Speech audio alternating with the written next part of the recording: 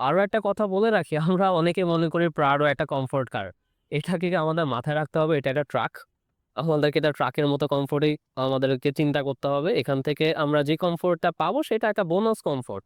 আমরা যদি কমফোর্ট চিন্তা করে গাড়ি নিতে চাই তাহলে আমাদের অনেক ধরনের এসইউভির আমাদের লিস্ট আছে।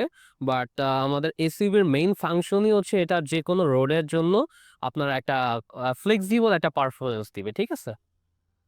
সো আমরা প্রাডো থেকে আমরা কমফোর্ট ততটুকু এক্সপেক্ট করব যতটুকু অ্যাকচুয়ালি আপনার মিনিমাম এক্সপেক্ট আমরা রেখে গাড়ি চালাইতে পারি ততটুকুই। আর আমরা প্রাডোর ফুল পটেনশিয়াল পাবো আমরা যেকোনো ধরনের রোডে। আমরা মাড রোড, মাডি রোড, আমরা হচ্ছে আ অন রোড, অফ রোড, আমরা যেকোনো রোডের জন্য অ্যাকচুয়ালি প্রাডো। যেখানে আমাদের 2 হুইল মোড, 4 হুইল মোড সবকিছু আমরা ইউজ করব ইনশাআল্লাহ।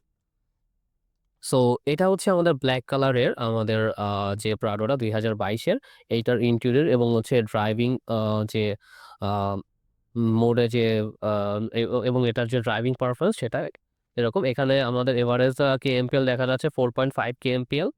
ঠিক আছে? আমরা খুব বেশি স্পিডিং করতাছি না। তারপরও এটা অন এভারেজ এটা 4.5 থেকে এখানে সর্বোচ্চ হয়তো আমরা এখানে আ 7 কি 8 আমরা কেএমপিএল এক্সপেক্ট করতে পারবো। এর বেশি আসলে আমাদের এখানে আ এখানে ফুয়েল কনজাম্পশন এখানে এক্সপেক্ট না করাটাই বেটার ইনশাআল্লাহ।